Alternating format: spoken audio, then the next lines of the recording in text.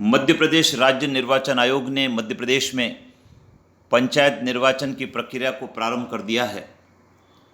त्रिस्तरीय पंचायत के आम निर्वाचन अलग अलग चरणों में अलग अलग स्थानों पर संपन्न होने वाले हैं। इस कार्य को करने के लिए कर्मचारियों को नियुक्त किया गया है और कर्मचारियों को विभिन्न प्रकार की सामग्री दी जा रही है, जिसके माध्यम से वे पंचायत निर्वाचन की प्रक्रिया को संपन्न करवाएंगे। पंचायत की सामग्री में एक प्रमुख दस्तावेज दिया जा रहा है, जिसका नाम है फाइल फोल्डर। इस फाइल फोल्डर को किस प्रकार से भरना है, किस प्रकार से तैयार करना है, इसके बारे में आज के इस वीडियो में हम जानेंगे। आप स्क्रीन पर देख रहे हैं, ये फाइल फोल्डर का प्रथम पृष्ठ है, मुख पृष्ठ है, और इस मुख पृष्ठ पर कुछ बेसिक जानकारियां आपको लिखना है। इसमें लिखा है आम / उपनिर्वाचन, तो ये आपके आम निर्वाचन है 2022 के। इसके बाद लिखा है क्रमांक, विषय और विवरण। विषय में लिखा है पद जिसके लिए निर्वाचन हुआ। आपके मतदान केंद्र पर जिस पद के लिए मतदान हुआ है, उन पद का विवरण आपको यहाँ पर भर देना है। वे पद पंच के, सरपंच के, जनपद के और जिला पंचायत के होंगे। इसी प्रकार मतदान की तारीख आपको लिखना है, जिले का नाम लिखना है, जनपद पंचायत का नाम लिखना है, ग्राम पंचायत का नाम लिखना है, मतदान केंद्र का क्रमांक और उसका नाम लिख देना है, पीठासीन अधिकारी का नाम और पदनाम लिखना है। पदनाम अर्थात वो मूल विभाग में कौन से पद पर हैं। पीठासीन अधिकारी का मोबाइल नंबर लिख देना है। ये फाइल फोल्डर का प्रथम भाग है, जिसको भर देना है। आपको बताना चाहेंगे, मतदान केंद्र का क्रमांक और नाम संबंधी जानकारी आपको बहुत स्पष्ट लिखना है। इसमें किसी प्रकार की त्रुटि नहीं हो, क्योंकि यही फाइल फोल्डर आपके मतदान केंद्र की जानकारी को बताएगा। इस फाइल फोल्डर के अंदर की तरफ भी कुछ जानकारी छपी है, आइए जान लेते हैं वह क्या है। ये फाइल फोल्डर के अंदर का भाग है और इसमें लिखा है चेकलिस्ट। निम्नलिखित प्रारूप, परिशिष्ट एवं दस्तावेज निम्नलिखित क्रम में एक के बाद इस फाइल फोल्डर में लगाना है। अर्थात ये एक पत्तीदार फाइल फोल्डर है और इस फाइल फोल्डर में आपको क्या क्या लगाना है उसके बारे में जान लेते हैं। इसमें लिखा है पहले दस्तावेज का विवरण, कौन से क्रमांक का प्रारूप आपको रखना है और वह संलग्न किया है या नहीं, इसके बारे में आपको जानकारी देना है। सबसे पहला है मतदान अभिकर्ता की नियुक्ति का पत्र।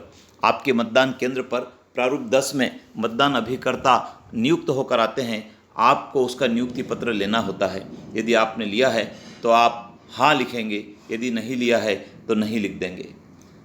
मतगणना अभिकर्ता की नियुक्ति का पत्र, आपके मतदान केंद्र पर चूंकि मतगणना भी होना है, अतः उसका नियुक्ति का पत्र प्रारूप 11 में यदि अभिकर्ता लेकर उपस्थित हुआ है, आपने लिए है तो हाँ लिखेंगे, नहीं लिए है तो नहीं लिख देंगे। मतदाता सूची की चिन्हित प्रतियां, मतदाता सूची की चिन्हित प्रतियां आपके पास एक होती है, उसके बारे में आपको हाँ लिख देना है।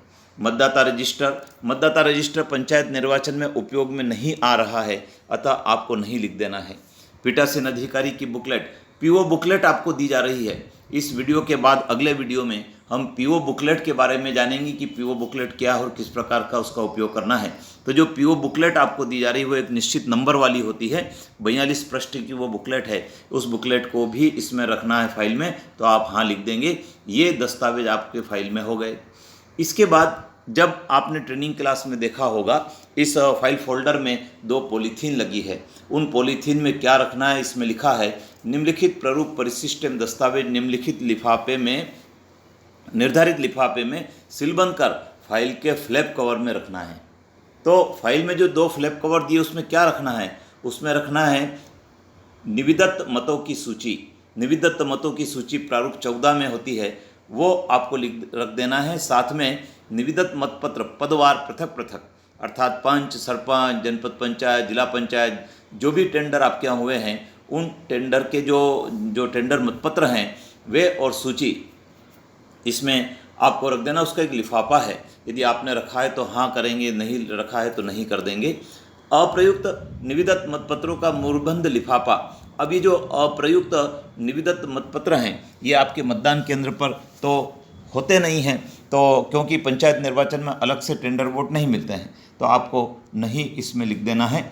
इस प्रकार से आपके फ्लैप कवर में पहले वाले फ्लैप कवर में यदि सामग्री आपके पास होगी तो वो होगी टेंडर मतों की सूची और टेंडर मतपत्र। अब प्रारूप 14 का जो डॉक्यूमेंट है वो आपको कहाँ से मिलेगा, तो इसमें लिखा है यदि निविदत मतपत्रों की संख्या निरंक है तो निरंक सूची लिफाफे में रखने की आवश्यकता नहीं है। उक्त सूची पीठासीन अधिकारी की बुकलेट में ही संलग्न रहने दी जाए। आपकी जो पीठासीन अधिकारी की बुकलेट है उसमें सबसे अंत में टेंडर वोट की सूची का प्रारूप दिया है। यदि आपके मतदान केंद्र पर टेंडर वोट होते हैं तो आप पीओ बुकलेट में से उस प्रारूप को निकालकर यहाँ पर भरकर फ्लैप कवर में रख देंगे। यदि नहीं हुआ है टेंडर वोट तो आपको यहाँ पर नहीं लिख देना होगा। ऐसी दशा में प्रारूप 14 जो आपकी पीओ बुकलेट में लगा है उसको वहीं लगा रहने देंगे और वहाँ उसको निरंक करके पीठासीन अधिकारी को अपने हस्ताक्षर कर देना है। इसी प्रकार से अप्रयुक्त निविदत मतपत्रों का मोहरबंद लिफाफा, जैसा कि मैंने आपको कहा है अप्रयुक्त निविदत मतपत्र आपके पास नहीं है, अतः इसमें आपको नहीं लिख देना है।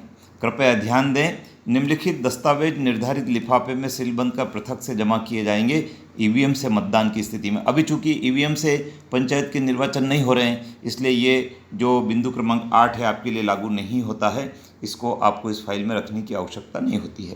तो साथियों, ये मैंने आपको जो फाइल फोल्डर है उस फाइल फोल्डर में हमको क्या रखना है फ्लैप कवर में, और जो इसमें जो पट्टी लगी हुई है, एक स्प्रिंग लगी हुई है, उस स्प्रिंग में आपको क्या लगाना है उसके बारे में परिचय आपको करवाया है। जब आपकी फ़ाइल तैयार हो जाए तो आपको पैकेट क्रमांक 1 में इस फाइल को रख देना है और पीठासीन अधिकारी इसको चपड़ी से सील्ड कर देंगे और ये सामग्री जमा करते समय आपकी फ़ाइल जमा भी हो जाएगी। आप देख रहे होंगे स्क्रीन में किस प्रकार से पत्तीदार ये फाइल फोल्डर बनाकर सामग्री के साथ दिया जा रहा है। तो साथियों, मैं आपको अपने वीडियो के माध्यम से अगले वीडियो में पीओ बुकलेट से परिचय करवाऊंगा। वो पीओ बुकलेट क्या है और किस प्रकार से उसका उपयोग आपके मतदान केंद्र पर होने वाला है। आप चैनल पर बने रहें, चैनल को सब्सक्राइब कर लीजिए, बेल आइकन को प्रेस करना नहीं भूलें।